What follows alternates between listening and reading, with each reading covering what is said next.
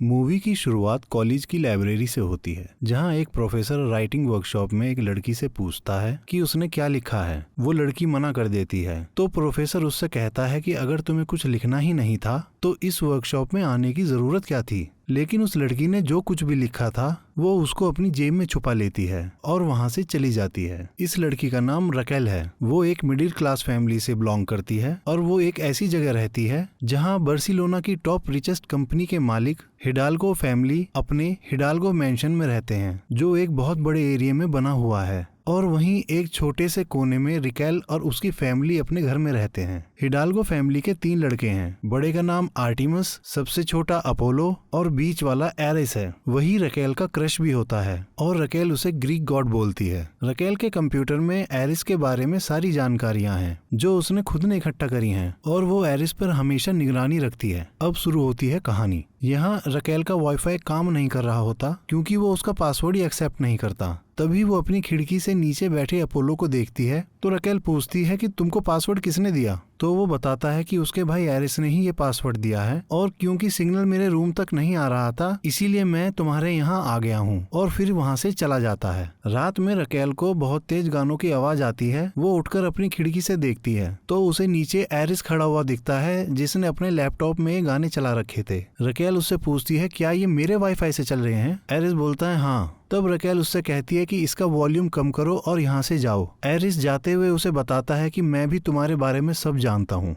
अगली सुबह रकेल अपने कॉलेज जाती है। वहाँ उसका बेस्ट फ्रेंड योशी मिलता है। योशी उससे बहुत प्यार करता है लेकिन कभी उसे बोल नहीं पाता, पर मजाक मजाक में वो उसे हमेशा बोलता है कि मैं ही तुम्हारा हस्बैंड बनूंगा। रकेल उसकी बातों को कभी सीरियसली नहीं लेती। फिर रकेल अपने कॉलेज के ग्राउंड में जाती है जहाँ सभी लड़के फुटबॉल खेलने के लिए एक्सरसाइज कर रहे होते हैं और वो वहाँ सिर्फ एरिस को देखने ही जाती है। तभी अचानक से वहाँ बारिश शुरू हो जाती है और सब लोग वहाँ से भागने लगते हैं। एरिस भी अब वहाँ से पैदल अपने घर जा रहा होता है तो रकेल उसका धीरे धीरे पीछा करने लगती है, लेकिन एरिस उसकी आंखों से ओझल हो जाता है। वो उसे ढूंढती है लेकिन तभी वो एक गड्ढे में गिर जाती है और फिर वो जैसे उठती है तभी पीछे से एरिस आ जाता है और पूछता है कि तुम मेरा पीछा क्यों कर रही हो।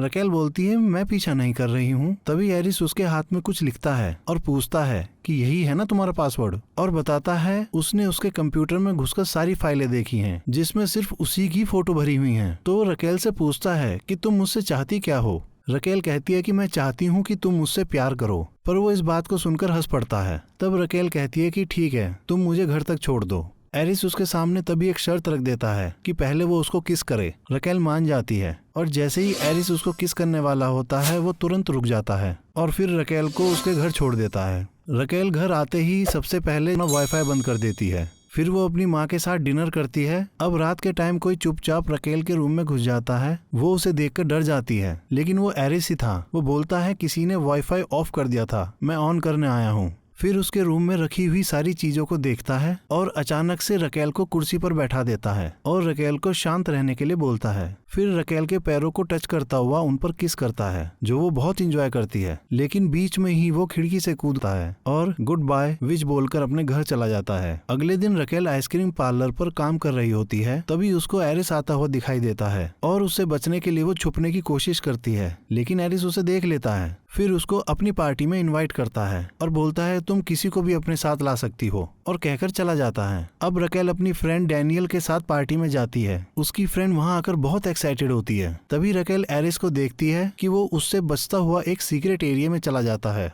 वो भी उसके पीछे जाती है, पर वहाँ खड़ा गार्ड उसको रोक देता है और बिना पासवर्ड के अंदर नहीं जाने देता। तभी आर्टिमस वहाँ आता है और रिकेल को अंदर ले जाता है, लेकिन अंदर जाने के बाद भी एरिस उसे नहीं दिखाई देता। तो वो वहाँ से पिछले गेट से निकल जाती है और वो देखती है कि उस गली में एरिस अकेला ही खड़ा है। रिकेल उसके पास जाकर उसको बहुत पैशन के साथ किस करने लगती है, बहुत सारी किस करने के बाद, और बोलती है विच से पंगा लिया है ग्रीक गॉड। एरिस उसे देखता रह जाता है। रिकेल उसको वहीं छोड़कर वापस क्लब में चली जाती है और अपने लिए एक पानी ऑर्डर करती है। वहाँ अपोलो पहले से बैठा हुआ होता है और उसे बताता है कि उसके भाई कभी उसे पीने नहीं देते। तभी रकेल उसके लिए एक ड्रिंक ऑर्डर कर देती है जो चुपके से वो पी लेता है, जिससे अपोलो को बहुत ज्यादा चढ़ जाती है। अब रकेल और उसकी दोस्त अपोलो को लेकर उसके घर जा रहे होते हैं। तभी अपोलो अपने घर जाने से मना कर देता है क्योंकि वो अपने भाई से बहुत डरता है। उसने उनके मना करने के बावजूद भी पी ली थी और अब तो वो पूरे नशे में है। रकेल अपोलो के भाई को कॉल करने के लिए फोन निकालती है। तभी अपोलो डर के मारे उसका फोन गाड़ी से बाहर फेंक देता है, जिससे वो टूट जाता है। रकेल अब अपोलो को अपने घर ही लेके आती है, जहां अपोलो अपनी पैंट उतारता है और उसके बेड पर लेट जाता है। उसे ढूंढता हुआ एरिस भी वहां आ जाता है और रकेल से पूछता है कि इसको तुमने पिलाई है? मुझे पता था ये नशे की हालत में घर नहीं जाएगा। और वो खुद भी अपनी शर्ट उतार कर वहीं बेड पर लेट जाता है। अब रकेल भी चुपचाप बीच में लेट जाती है और करवट ले लेती है। अब एरिस उसको धीरे धीरे फिर से टच करने लगता है, जो कि बहुत हॉट सीन है। फिर अगली सुबह रकेल सारी बात अपने दोस्तों को बताती है, जिसे सुनकर डैनियल बहुत ज्यादा एक्साइटेड हो जाती है। फिर वहाँ से रकेल और योशी स्टडी करने के लिए रकेल के घर आते हैं। रकेल देखती है कि किसी ने उसको गिफ्ट भेजा है और जब वो उसे चेक करती है तो वो मोबाइल होता है। उसे पता चल जाता है ये एरिस ने भेजा है। तभी वो योशी से कहती है कि मैं अभी आ रही हूँ और वो एरिस के घर जाकर उसका फोन वापस करने लगती है। एरिस उससे कहता है कि किसी का गिफ्ट वापस करना अच्छी बात नहीं है। रकेल कहती है कि मेरा फोन अभी भी काम कर रहा है, उसकी सिर्फ स्क्रीन टूटी है। और रकेल वही मोबाइल रखकर वापस जाने लगती है। तभी एरिस उसका हाथ पकड़ लेता है और उससे कहता है कि मैं तुम्हें किस करना चाहता हूँ, लेकिन रकेल उससे अपना हाथ छुड़ा लेती है और जाने लगती है। तभी वो पलटती है और एरिस को किस कर लेती है और फिर धीरे धीरे वो दोनों अपनी सारी हदें पार करते चले जाते हैं। वो पहली बार इंटीमेट होते हैं। एरिस को पता चलता है कि रकेल का फर्स्ट टाइम है और ये पूरा सीन बिल्कुल न्यूड दिखाया गया है। इंटीमेट होने के बाद रकेल जैसे ही एरिस को किस करने वाली होती है, एरिस उसे बड़ी बेरुखी से जाने के लिए कहता है और बोलता है साथ ही मोबाइल भी ले जाना। रकेल गुस्से में कपड़े पहनती है और उस मोबाइल को वहीं डस्टबिन में फेंककर अपने घर चली जाती है। घर जाकर योशी से बोलती है कि हम किसी और दिन पढ़ लेंगे। योशी समझ जाता है कि कुछ न कुछ तो गड़बड़ हुई है और फिर रकेल गुस्से में अपनी खिड़की बंद कर देती है। अगले दिन सुबह रकेल अपनी राइटिंग वर्कशॉप में होती है। तभी उसके मोबाइल पे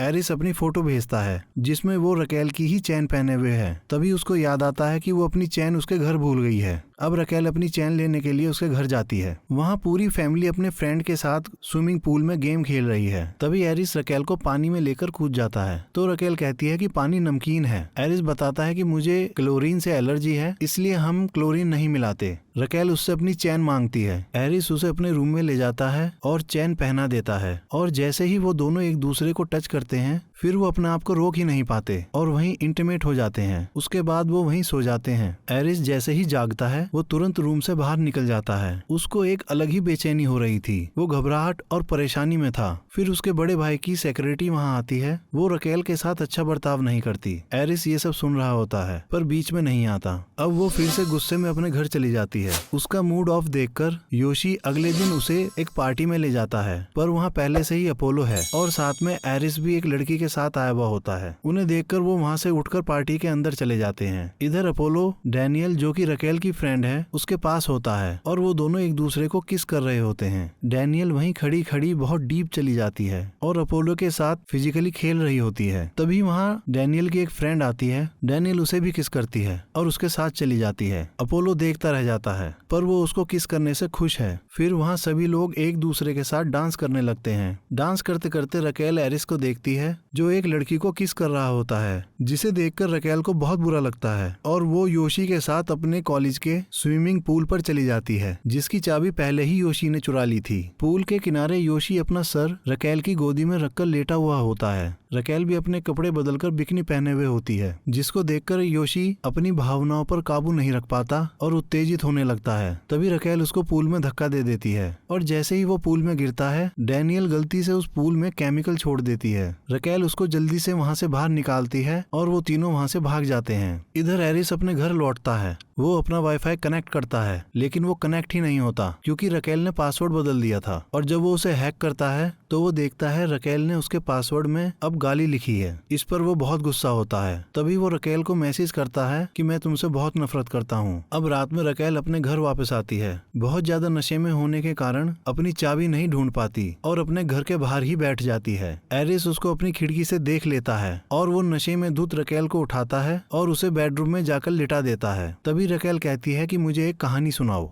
तो वो रकेल को इनडायरेक्टली अपनी ही कहानी सुनाता है। वो अपने माँ बाप के बारे में बताता है कि कैसे उन दोनों ने उसी के सामने अलग अलग लोगों के साथ संबंध बनाए और ऐसा करने से उन दोनों में से किसी को भी कोई ऐतराज नहीं था। इतना सब होने के बाद उसके फादर ने ही उसे सलाह दी थी कि कभी प्यार में मत पड़ना, क्योंकि वो कमजोर बनाता है। इसीलिए एरिस आज तक प्यार से डरता है, कहीं वो प्यार में न पड़ जाए। इसीलिए वो पिछली बार घबराकर रूम से बाहर निकल गया था। अब वो उसको इनडायरेक्टली ये भी बताता है कि उसको रकेल से प्यार हो गया है। ये सब सुनते सुनते रकेल सो जाती है। अगली सुबह उसकी माँ उसको उठाती है। तभी रकेल अपने मोबाइल में देखती है कि जो मैसेज एरिस ने किए थे वो सभी डिलीट हो चुके हैं और वो उन्हें पढ़ ही नहीं पाती। फिर रकेल एरिस को मैसेज करती है कि तुम मुझे अकेला छोड़ दो, लेकिन उसे सेंड नहीं करती। दूसरी तरफ एरिस बार बार अपने मोबाइल को चेक करता है पर उसको कोई मैसेज नहीं मिलता। अगले दिन रकेल योशी के साथ लाइब्रेरी में पढ़ रही होती है। तभी एरिस वहाँ आ जाता है और उसको सॉरी बोलता है। साथ ही एक थीम पार्टी में डेट के लिए पूछता है। रकेल चलने के लिए तैयार हो जाती है। अब ये बात जैसे ही योशी को पता चलती है उसको बहुत बुरा लगता है और वो रकेल से कहता है तुम बहुत गलत कर रही हो, क्योंकि वो तुम्हारा फायदा उठा रहा है। तुम्हें वो यूज करेगा और छोड़ देगा। फिर मेरे पास मत आना, क्योंकि मैं तुम्हें अब वहाँ खड़ा नहीं मिलूंगा। अब डेट के दिन एरिस उसको बताता है कि हम थीम पार्टी में नहीं जा रहे हैं, हम इस डेट के लिए कहीं और जा रहे हैं, और उसे लेकर अपने ऑफिस के टॉप पर आ जाता है जहाँ उसने पहले से ही अरेंजमेंट किया होता है। और वो दोनों वहाँ डिनर करते हैं और इंटीमेट होते हैं। इसके बाद अब रोज वो मिलने लगे। वो प्यार में इतने दीवाने हो जाते हैं कि कोई जगह ही नहीं छोड़ते जहाँ वो दोनों इंटीमेट ना होते हों। वो झूले पर, बॉयज टॉयलेट में, कार में, स्टडी रूम में, बेडरूम में, यहाँ तक कि पब्लिक टॉयलेट में, जहाँ उन्हें जगह दिखाई देती है वो वहीं इंटीमेट होने लगते। उनके दिन बहुत खूबसूरत जाने लगे। फिर एक दिन एरिस अपनी फैमिली के साथ डिनर कर रहा था तो उसका फादर उसे वो वीडियो दिखाता है जब वो दोनों ऑफिस के टॉप पर इंटीमेट हो रहे थे और वहाँ सब उस पर बहुत गुस्सा करते हैं। तभी एरिस गुस्से में बोलता है कि मुझे इस कंपनी में काम ही नहीं करना और वहाँ से चला जाता है। वो सीधा उस कैफे में चला जाता है जहाँ रकेल काम करती है और वो वहीं उसके साथ जॉब करने लगता है। इधर एरिस का बड़ा भाई आर्टिमस अपनी सेक्रेटरी के साथ इंटीमेट हो रहा होता है, लेकिन वो एंजॉय नहीं कर पाता क्योंकि वो अपने भाई और फादर की नोकझोंक की वजह से बहुत गुस्से में होता है और वो एरिस के रूम में जाता है। तभी वो एक फास्ट फूड पार्लर की कैप को देखता है। वो उसका एड्रेस सर्च करता है और उस एड्रेस पर पहुंच जाता है। वहाँ वो एरिस को काम करता हुआ देखता है, जिससे उसको बहुत गुस्सा आता है और अब वो रकेल से बदला लेने की सोच लेता है। आर्टिमस अपने घर पर एक पार्टी करता है जहाँ पर एरिस रकेल को लेकर आता है, लेकिन रकेल को ये नहीं पता कि उस पार्टी में जो कैटरिंग कर रही है वो उसकी माँ ही है, जिसे देखकर रकेल बहुत ज्यादा दुखी हो जाती है। एरिस उसको बहुत समझाता है कि वो उसके बारे में कुछ नहीं जानता, लेकिन रकेल एरिस को चाटा मार देती है और अपने घर वापस चली जाती है। वहाँ आकर वो बहुत रोती है। इसी गुस्से में वो बहुत दिनों तक एरिस से बात नहीं करती, लेकिन एरिस उससे बात करने की बहुत कोशिश करता है। फिर कुछ दिनों बाद अचानक ही दोनों में बात हो जाती है और वो दोनों एक दूसरे से माफी मांगते हैं। तभी एरिस रकेल से साथ घूमने के लिए पूछता है। रकेल कहती है कि कल प्रॉम नाइट है। एरिस कहता है कि मैं साथ चलूं, अगर तुम मना कर दोगी तो मैं वहाँ नहीं आऊंगा। रकेल बोलती है कि तुम ना ही आओ तो ही अच्छा है। फिर भी एरिस उसको बहुत मनाने की कोशिश करता है, लेकिन वो नहीं मानती और वहाँ से चली जाती है। अब रकेल अपने घर आकर अपनी माँ के गले लगकर बहुत रोती है और बताती है कि एरिस ने उसे धोखा दिया है। उसका मूड बदलने के लिए उसकी माँ बताती है कि तुम्हें पता है तुम्हारे पापा ने अपनी बुक कभी पब्लिश क्यों नहीं करवाई? तो रकेल बोलती है क्योंकि उनकी बुक को कोई पब्लिश करने के लिए तैयार ही नहीं था। तो उसकी माँ कहती है ऐसी कोई बात नहीं थी, असल में तुम्हारे पापा कभी पब्लिशर के पास ही नहीं गए क्योंकि उनमें हिम्मत नहीं थी। वो बहुत अच्छे राइटर तो थे पर उन्हें अपने ऊपर ही यकीन नहीं था। तभी उसकी माँ कहती है कि इन सब चीजों को छोड़ो, अगर तुम्हें एरिस पसंद है तो तुम उससे खुलकर बात करो। तभी रकेल को एहसास होता है कि वो एरिस को गलत समझ रही है और तुरंत उसके घर जाती है। वहाँ उसका बड़ा भाई उसे मिलने से रोक देता है, लेकिन फिर भी वो एरिस को सॉरी बोलती है और वहाँ से चली जाती है। बाहर आकर वो एरिस को मैसेज करती है कि मैं तुम्हारा प्रॉम में इंतजार करूंगी। रकेल प्रॉम नाइट में पहुंच जाती है और उसका इंतजार कर रही होती है। इधर एरिस सब कुछ छोड़कर सड़क पर दौड़ता हुआ बस जल्दी से रकेल के पास पहुंच जाना चाहता है और जैसे ही एरिस पार्टी में पहुंचता है उसको योशी मिल जाता है। योशी उससे कहता है कि तू रकेल के साथ टाइम पास कर रहा है और ये सब ठीक नहीं है। कुछ दिनों के लिए तू उसका इस्तेमाल करेगा और फिर तू उसे ऐसे ही छोड़ देगा। उन दोनों में बहुत ज्यादा बहस हो जाती है। एरिस उसको समझाने के लिए पूल की तरफ ले आता है। वहाँ उनकी बहुत लड़ाई होती है। इन दोनों की हाथापाई में पूल के पानी में क्लोरीन गिर जाता है। योशी उसे धक्का दे देता है जिससे वो पूल में गिर जाता है और एरिस को चोट लग जाती है। कुछ देर बाद एरिस जैसे ही उठने की कोशिश करता है वो फिसलकर पानी में गिर जाता है। पानी में क्लोरीन मिले होने की वजह से एरिस की सांसें रुकने लगती हैं क्योंकि उसे क्लोरीन से एलर्जी थी। इधर योशी वहाँ से सीधा रकेल के पास आता है और रकेल को बताता है एरिस यही है, मेरी उससे लड़ाई हो गई है और मैंने उसे पूल में गिरा दिया है। रकेल तुरंत भागकर पूल पर जाती है, तब तक एरिस बेहोश हो चुका होता है। तभी वो लोग तुरंत उसको हॉस्पिटल ले जाते हैं। रकेल वहीं हॉस्पिटल में रहकर उसे जल्दी से जल्दी ठीक होने में मदद करती है।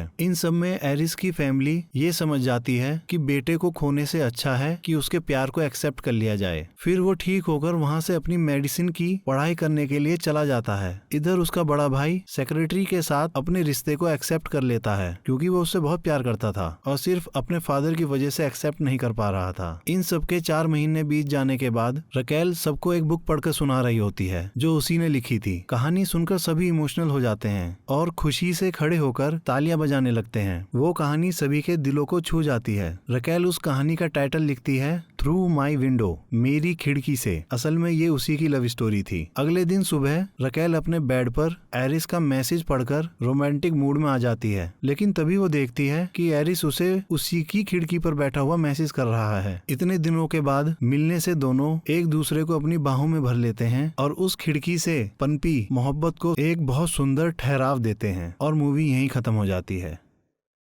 आशा करता हूँ कि आप सभी को ये एक्सप्लेनेशन पसंद आई होगी और भी मूवी के एक्सप्लेनेशन सुनने के लिए आप हमारे इस चैनल को लाइक करें, सब्सक्राइब करें और साथ ही बेल आइकन दबाना ना भूलें।